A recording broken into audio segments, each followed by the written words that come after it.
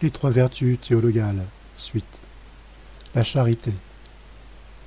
Comme j'immergeais mon esprit dans l'immense mer de la divine espérance, mon bien-aimé Jésus me réapparut et me parla de la charité, la plus grande des trois vertus théologales. Quoique les trois soient distinctes, la charité doit fraterniser avec les autres, comme si les trois n'en formaient qu'une. La contemplation d'un feu donne une bonne idée des trois vertus théologales, s'unissant pour n'en former qu'une. La première chose que l'on observe quand on allume un feu, c'est la lumière qui baigne les alentours. Cette lumière peut symboliser la foi infusée dans l'âme au baptême. Ensuite, on ressent la chaleur distribuée tout autour, l'espérance. Petit à petit, la lumière commence à faiblir, presque à s'éteindre, et la chaleur du feu acquiert plus de vigueur, jusqu'à ce que le feu soit entièrement consumé. Ainsi en est-il des trois vertus théologales. La foi s'active dans l'âme à la première information reçue sur l'être suprême. Ensuite, grâce à la montée continuelle de l'âme vers Dieu, son plus grand bien, la foi grandit et se développe. L'âme acquiert de Dieu la lumière intellectuelle qui émane des divers attributs de Dieu, illuminée par sa foi. L'âme essaie de choisir le meilleur chemin pour parvenir à son plus grand bien, qui est Dieu. Pleine d'espérance, elle passe d'une montagne à l'autre, traverse vallées et plaines, passe à travers lacs et rivières, navigue à la voile à travers les mers des plus grandes et les plus profondes, pendant des mois et des années, tout cela dans le seul but d'acquérir la possession de son Dieu. Le désir dirigé vers la possession de Dieu est appelé la charité. Et ces deux sœurs sont la foi et l'espérance. Jésus me dit, mon épouse bien-aimée, observe pourquoi, en traitant des trois vertus théologales de foi, d'espérance et de charité, je n'ai pas parlé de la Trinité des personnes divines, que tu acquerras sûrement et en permanence. Elles resteront avec toi perpétuellement et sans faillir.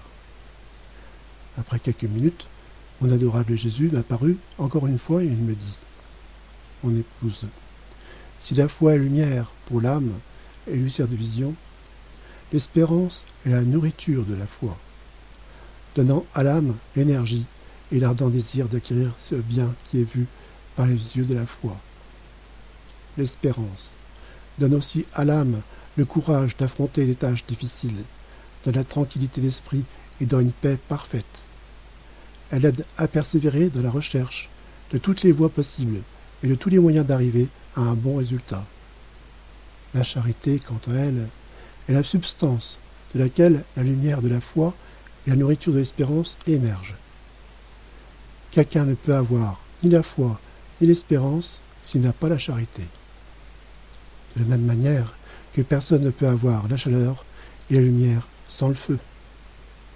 Comme un baume rafraîchissant, la charité se dilate et pénètre partout, amenant à maturité les visions de la foi et les désirs de l'espérance. Dans sa douceur, elle rend la souffrance douce et parfumée, et elle va aussi loin que de rendre l'âme désireuse de souffrir. L'âme qui possède une vraie charité, opérant dans l'amour de Dieu, reçoit de Dieu une flagrance céleste.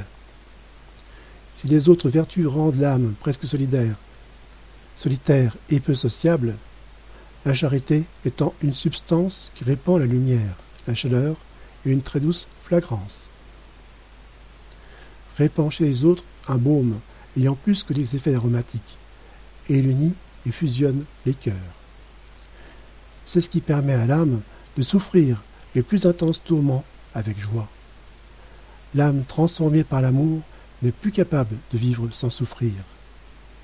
Quand elle est privée de souffrance, elle s'exclame « Oh, mon époux, Jésus, tu me soutiens avec des fleurs.